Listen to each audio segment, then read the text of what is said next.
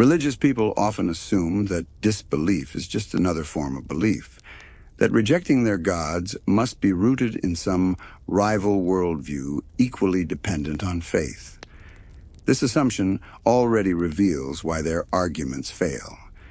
They approach non-belief as though it were a competing religion, instead of a position built on absence. A person who doesn't accept supernatural claims isn't defending an alternative, invisible deity, but rejecting the category entirely. When believers try to debate from that starting point, they miss the fact that the foundation they lean on is exactly what the other side does not recognize. Conversion efforts typically rely on emotional appeals, stories of personal transformation, or inherited authority from Scripture. Yet none of these provide external verification. When someone says, "I felt the presence of God," that experience cannot be measured, tested, or confirmed by anyone else. To those outside the faith, it looks indistinguishable from countless reports of people feeling the presence of different gods, spirits, or cosmic forces across cultures. If every religion uses the same type of personal testimony, none can be trusted as a unique source of truth. The method collapses under its own weight. The attempt to persuade often begins with fear. References to eternal punishment, divine judgment, or cosmic consequences are meant to shake someone into submission. But threats only work if the framework behind them is accepted. Telling a person who does not believe in hell that they must obey to avoid hell is like warning someone not to anger a dragon they are certain does not exist. Fear cannot operate without credibility. This is why scare tactics in religious conversations rarely move anyone who has already stepped outside that belief system.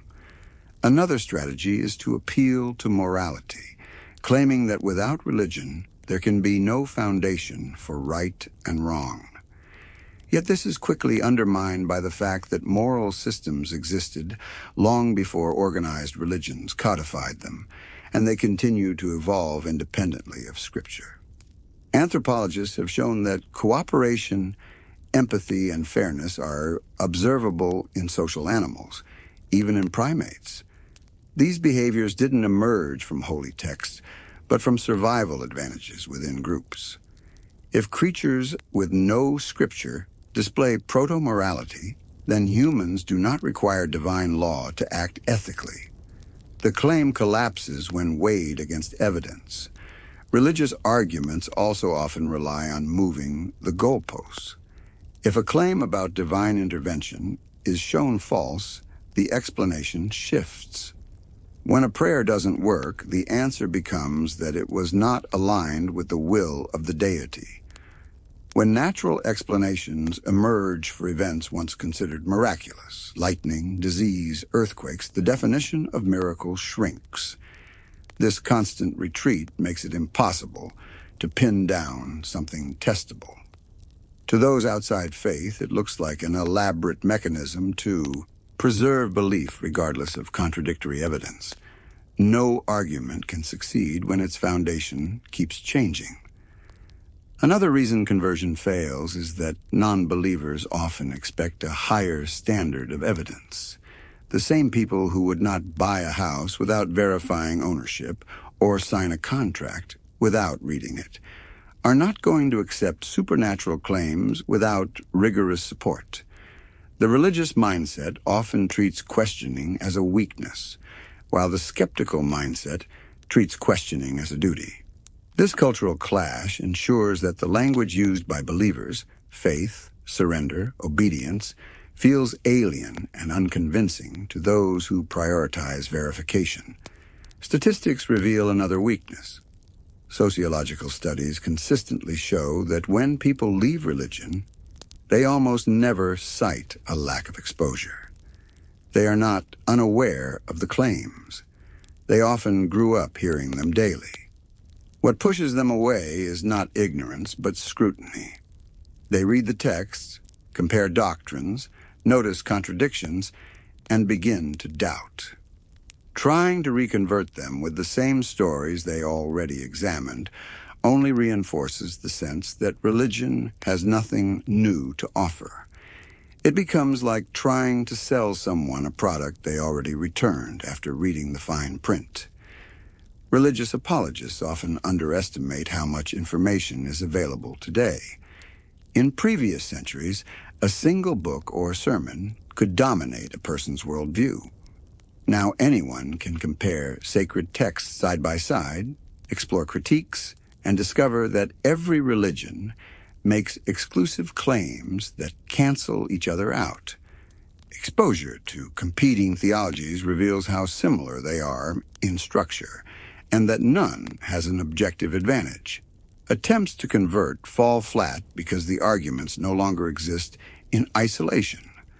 The internet has turned every pulpit into just one voice among thousands. Another important factor is that belief requires investment. To accept a God claim is not a neutral step. It demands a restructuring of how one sees the universe. It alters priorities, ethics, and identity.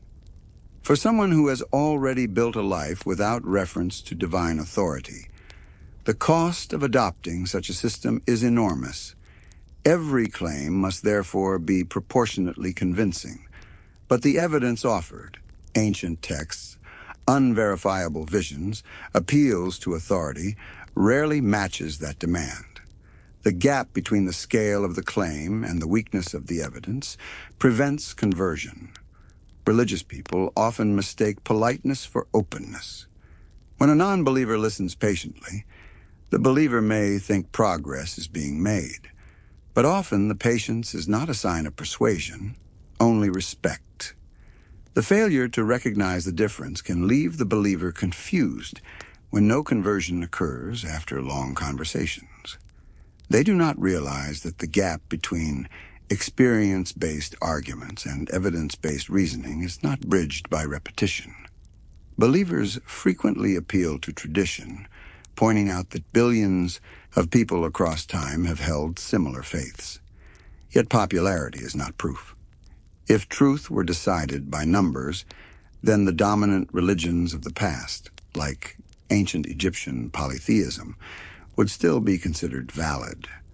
Civilizations once built entire societies around gods that no one today worships. This demonstrates that mass belief can sustain myths for thousands of years without them being true. To someone outside religion, using numbers as evidence looks more like herd thinking than rational justification. There is also the issue of language itself. Religious terms such as soul, spirit, or divine presence are used as though their meanings are obvious, but they lack consistent definitions. Different sects describe them in incompatible ways. If the central vocabulary of a worldview cannot be clearly defined, it becomes impossible to use it persuasively outside the group. A person committed to evidence-based reasoning sees vague terminology as a red flag. Without clarity, there is nothing to evaluate. One of the strongest reasons attempts at conversion fail is that religion depends heavily on authority structures. Sacred texts are said to be unquestionable, leaders are treated as mouthpieces of divine will, and rituals enforce conformity. But non-believers often step away precisely because they reject external authority over their thinking. They do not trust an ancient text to dictate reality, especially when that text contradicts science, history, or itself. The more a believer insists that truth comes from unquestioned authority, the less convincing it sounds to someone who values independent analysis. The reliance on Scripture is particularly weak because those texts were written in times when knowledge of the world was minimal compared to today. Diseases were blamed on spirits, weather on gods, and social rules were enforced through myth. To present these writings as ultimate truth in a modern era filled with telescopes, satellites, and genetics appears inadequate. Non-believers see them as cultural artifacts rather than divine revelations. When an ancient document filled with contradictions is offered as the foundation of truth, the failure to persuade is inevitable. Conversion also fails because religion often demands surrender of doubt. Doubt is reframed as sin, weakness, or rebellion. But for someone trained in scientific or rational thinking, doubt is a tool. It is how errors are caught and corrections made. A worldview that treats doubt as an enemy cannot be attractive to someone who has come to see questioning as essential to progress. Trying to convert such a person by telling them to stop doubting is like telling a mathematician to stop checking their calculations. Apologetic strategies often rely on reinterpreting evidence rather than producing new evidence. For example, fine-tuning arguments claim the universe is perfectly designed for life, ignoring that most of the universe is hostile to life. Cosmological arguments assert that everything must have a cause, then exempt their God from that rule. Moral arguments declare that people cannot know right from wrong without divine guidance, ignoring evidence from secular societies that thrive without it. These patterns appear to non-believers as logical errors stacked on top of each other. Instead of persuasion, they produce skepticism. Attempts to use science as support also backfire. Claims that discoveries confirm Scripture usually unravel under scrutiny. When a text supposedly predicted modern knowledge, it turns out the interpretation was forced after the fact. Retrofitting vague verses to fit later discoveries reveals more about human creativity than divine foresight. This strategy convinces only those who already believe. To outsiders, it looks like grasping at straws. Another reason for the failure of conversion is the diversity within religion itself. Different denominations disagree not only on details, but on fundamental doctrines: who is saved, what rituals matter, which moral rules are binding. When every group claims divine authority while contradicting each other, the claim to universal truth collapses. Non-believers see the disunity as evidence that the foundation is human invention, not divine revelation. Efforts to convert fall apart when the very people preaching cannot agree among themselves. Religion also struggles to address suffering convincingly. Apologists offer explanations like free will or mysterious divine plans, but these rarely satisfy someone who sees suffering as a natural consequence of chance, biology, and human decisions. Explaining away disasters with vague justifications sounds hollow to those who require clear reasoning. The inability to account for pain without resorting to mystery leaves religion appearing weak, and so conversion attempts ring empty. Another critical factor is the rise of secular alternatives. Where once religion was the only framework for community, ritual, and meaning, today people find belonging in science, philosophy, art, activism, and countless social networks. The gap that religion claims to fill no longer looks like a gap. Non-believers often find richer meaning in pursuits that are grounded in the real world. Attempts to convince them to return to faith often sound like an invitation to abandon authenticity for illusion.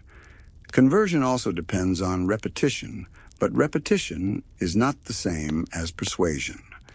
Hearing the same stories, verses, and testimonies does not create credibility.